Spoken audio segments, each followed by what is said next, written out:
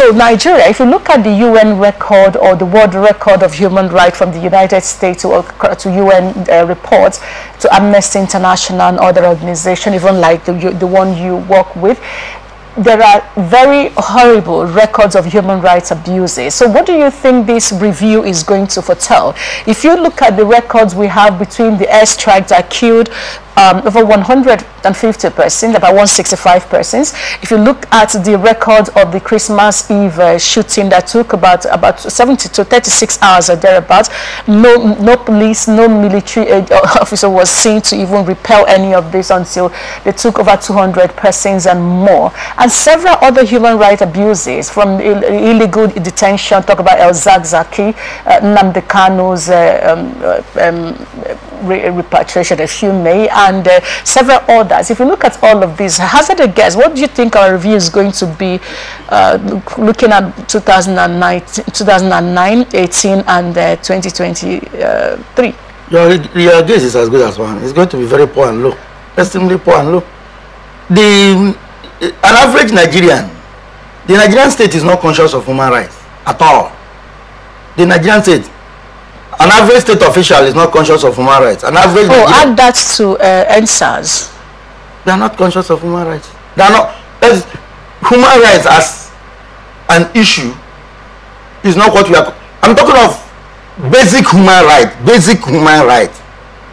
Basic. For instance, you arrest a man, you throw him into detention, and I come to the police station to inquire about him. And you are not able to tell me what he did to warrant being where he is. Basic human rights. Basic human rights. We have no respect for it. And in fact, we shouldn't even go for the review. I don't know what the Minister of Foreign Affairs and his team will be saying there. They should avoid such kind of trip. It's time wasting and resource wasting.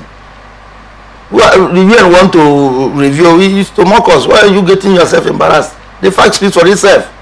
After the shooting in Plateau, what again have we heard about it? Remember, that's not the first shooting in Plateau. That's not the second, neither is it the third. What has happened now? Those they captured and took away, what has happened? Look at what the story we are hearing about Abuja. And people are telling us that it's just those places that are border to states where there are crises. And so if they're border to states, there's FCT. FCT is FCT. Is all those places not part of their FCT? And we are just lying to ourselves in this country. Some of the things or challenges we face are things that are avoidable. The issue of kidnapping is something we can end overnight. And what do? We have not paid the necessary attention with the aid of technology. With the aid of technology, why can't you can monitor everybody anywhere at any time and track movements and whatever. But we are not interested. We have not gotten a reformer, a leader who is interested in making us build a new civilization that will carry us to the next level. We are not interested. So going to that UN review is to embarrass themselves. Now, just before we go, speaking of this, as it is, you just raised a very critical issue. From the extraordinary rendition of Nnamdi Kanu, Sunday Igboho, and the ECOWAS court, and our involvement in managing the coup d'etat across Africa and the close shutting down of borders, there are too many issues. Why do you think the Nigerian state doesn't pay attention to issues of human rights abuse or abuse, even if down to environmental rights abuses? Because the state you trace it to political corruption. It's corruption. The state is not. Politics is a business in Africa, particularly in Nigeria. It's a means of production. For instance, you see people in politics who have no other history than politics, who have done no job in their life.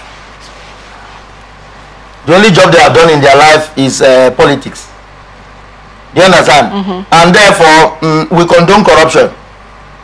And there is no other better way. And corruption breeds insecurity and human rights abuse. Because, for instance, the money that will be used to pay the policeman for extra hours of work, to equip him, to give him health insurance and the rest, is for some people pocket, making them let out their frustration on members of the public. So, It's political corruption. The political corruption breeds insecurity and it breeds human rights abuse. So you trace it down to political corruption squarely.